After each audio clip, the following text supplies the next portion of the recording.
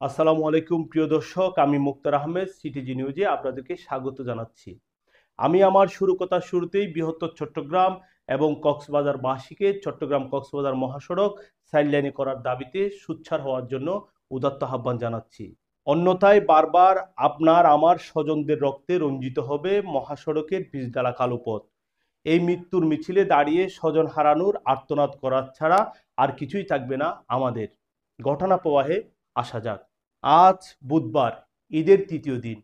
এই খবরের ঠিক কয়েক ঘন্টা আগে সকাল 7টায় চট্টগ্রাম কক্সবাজার মহাসড়কে চুনতির জাঙ্গালিয়া নামক স্থানে মাইক্রোবাস ও রিল্যাক্স পরিবহন বাসের মুখোমুখি সংঘর্ষে ঘটনাস্থলে শেষ খবর পাওয়া পর্যন্ত নারী ও শিশুসহ 14 জন নিহত হয়েছে।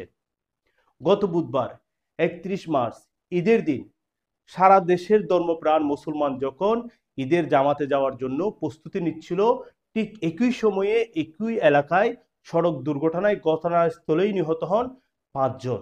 প্রশ্ন হচ্ছে, ঈদ আনন্দ উদযাপনের এই সময়ে যারা সড়ক দুর্ঘটনার কবলে নিহত হলো তাদের পরিবারের কি অবস্থা? জাতির বিবেকের কাছে আমার প্রশ্ন, এই হত্যাকাণ্ডের জন্য দায়ী কে? আর কত প্রাণ জ্বললেই শান্ত হবে রাজপথ? আর কত জীবন দিলেই এই মহাসড়ক হবে 4 লাইনের? আপনারা নিশ্চয় ভুলে গেছেন 13ই মার্চ সন্দনাইশে সড়ক দুর্ঘটনায় নিহত ভাই বোনের কথা। ভুলে গেছেন সেই অটো চালক ভাইয়ের কথা, যিনি মৃত্যুকালীন সময়ে 5টা মেয়ে রেখে এই পৃথিবী থেকে বিদায় নিলেন। বাবা হারানো সেই মেয়েগুলোর ঈদ কিভাবে কেটেছিল? এবার মূল কথায় আসা যাক। সারা দেশের সড়ক বিভাগের মধ্যে চট্টগ্রাম কক্সবাজার মহাসড়কটি গুরুত্বপূর্ণ একটি সড়ক। অবশ্যই সারা দেশের মহাসড়কগুলো 4 বা 6 লাইনে উন্নতি হলেও এই মহাসড়কটি এখনো 4 বা 6 লাইনের উন্নীত হয়নি। দেশের বিভিন্ন জেলা থেকে দূরপাল্লার গাড়ি সহ দৈনিক হাজার হাজার গাড়ি এই সড়ক দিয়ে চলাচল করে।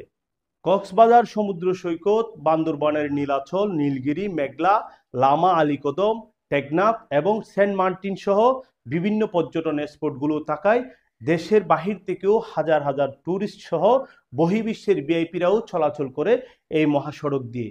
অথচ এই সড়কে প্রতিনিয়ত সড়ক দুর্ঘটনার কবলে পড়ছে ট্যুরিস্ট, স্কুল কলেজের পিকনিকের গাড়ি, রোগী পরিবহনের অ্যাম্বুলেন্স, পুলিশের গাড়ি সহ বিভিন্ন ধরনের পরিবহন। ফলে সড়কেই জড়ে যাচ্ছে মানুষের তাজা প্রাণ। নিমিষেই অন্ধকার নেমে আসছে সড়ক দুর্ঘটনার কবলে পড়া মানুষগুলোর পরিবার। বলতে গেলে কোনো গাড়ি নিরাপদ নয় এই মহাসড়কে।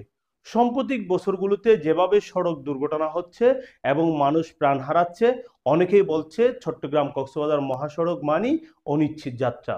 অনেক আগের ডিজাইনে করা প্রায় 160 কিলোমিটার এই মহাসড়কটিতে ভাগ রয়েছে 150টিরও বেশি।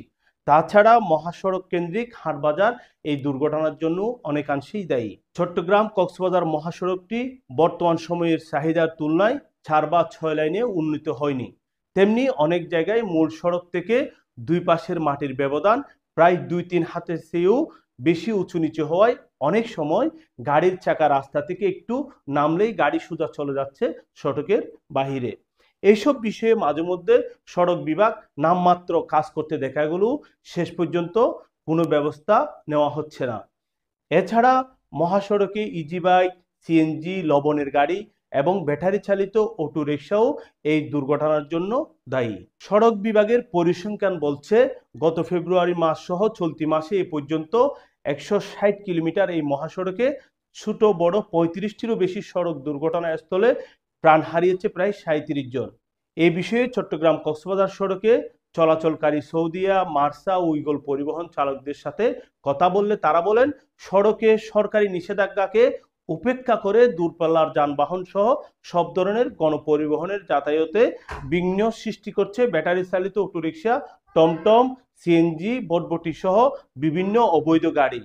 ধীরগতির এইসব যানবাহনের চালকরা মহাসড়কে প্রায় বেপরোয়া হয়ে গাড়ি চালানোর কারণে যাত্রী পরিবহনে বিঘ্ন সৃষ্টি হচ্ছে এবং সময় লাগছে অনেক বেশি। তেমনি দুর্ঘটনাও কিন্তু কম নয়। এই বিষয়ে সাধারণ পথচারী, পরিবহনের যাত্রী ও সুশীল সমাজের সাথে কথা বললে তারা বলেন, এই সড়কটি মূলত 4 বা 6 লাইনে উন্নীত করতে হবে।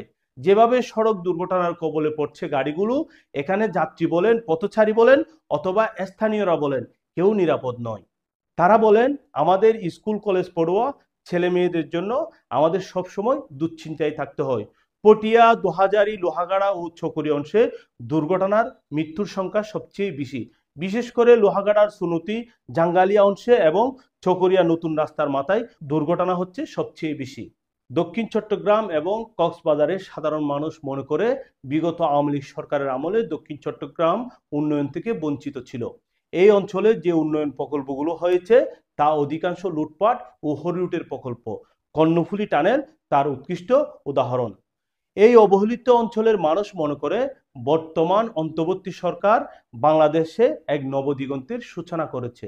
বৈষম্যমুক্ত দেশ বিনির্মাণের এই সময়ে দক্ষিণ চট্টগ্রামের মানুষ গত 16 বছরে যে বৈষম্যের শিকার হয়েছে তার প্রতিকার চাই। চট্টগ্রাম কক্সবাজার মহাসড়ক 4 লাইনে উন্নীত করা এখন সময়ের দাবি। বর্তমান সরকার প্রধান নোবেল পুরস্কার বিজয়ী ডক্টর মোহাম্মদ ইউনূস যেহেতু চট্টগ্রামের সন্তান, সেহেতু সরকার প্রধানের কাছে এই অঞ্চলের মানুষের প্রত্যাশাও কিন্তু অনেক বেশি।